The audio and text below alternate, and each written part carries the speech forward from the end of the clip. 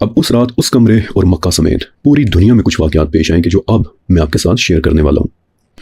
مکہ میں قریش کے کچھ لوگ کہ جن کے ہمارے پاس نام بھی موجود ہیں، مثلا عمرو بن نفیل اور عبداللہ ابن حجش،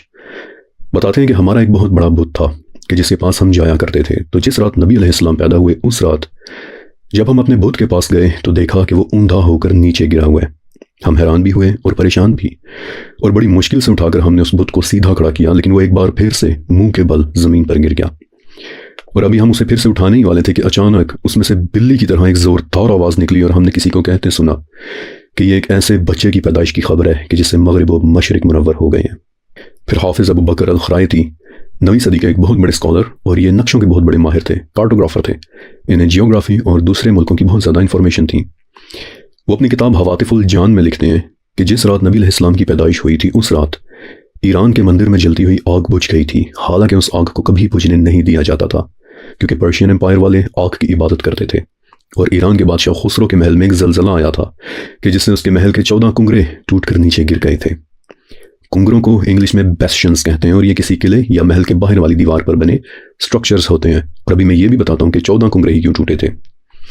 پھر اس کے علاوہ ایک ایسے سمندر میں پانی ٹھاٹھے مارنا شروع ہو گیا تھا کہ جس کا جواب شاید کسی کے بھی پاس نہیں ہے، ساوو کے سمندر میں۔ یہ سمندر انڈونیشیا کے جزائر کے درمیان ہے اور مکہ سے تو بہت دور ہے۔ کسی کو نہیں پتا کہ ساوو سمندر کا پانی کیوں جوش مارنے لگ گیا تھا، لیکن اس رات یہ واقعہ بھی رپورٹ ہوا ہے۔ پھر ایتھیوپین چرچ میں بھی ایک عجیب واقعہ ہوا۔ میں نے آپ کو شروع میں بتایا تھا کہ ایتھیوپین چرچ اور ایتھیوپین بادشاہ یہ اس وقت کے بہت طاقتور نام تھے، اور جس رات نبی علیہ السلام کی پیدائش ہوئی، ایتھیوپیا کے بادشاہ نے رپورٹ کیا کہ میں سویا ہوا تھا کہ اچانک سے زمین زور زور سے ہلنے لگی، اور میں نے دیکھا کہ زمین سے ایک عجیب سا سر اور گردن نکل کر باہر کی طرف آ رہے ہیں، اور وہ کہہ رہے ہیں کہ ہاتھیوں والے برباد ہو گئے، ظالم ہلاک ہو گیا، مکہ میں نبی پیدا ہو گئے، جس نے ان کی آواز پر لبیک کہا وہ کامیاب ہو گیا۔ اور یہ کہتے کہتے وہ سر واپس زمین کے اندر چلا گیا۔ بادشاہ کہتا ہے کہ میں چیخنے لگا، بولنے کی کوشش کی لیکن منہ سے الفاظ ہی نہیں نکل رہے تھے، میں پیرالائزڈ ہوا پڑا تھا، اٹھنے کی کوشش کی لیکن اٹھ نہیں پا رہا تھا، یہاں تک کہ میری چیخیں سن کر پھر میرے گھر والے بھی آ گئے، لیکن میں نے اشارہ کیا کہ مجھ سے دور ہو جاؤ، مجھ سے دور ہو جاؤ، اور تب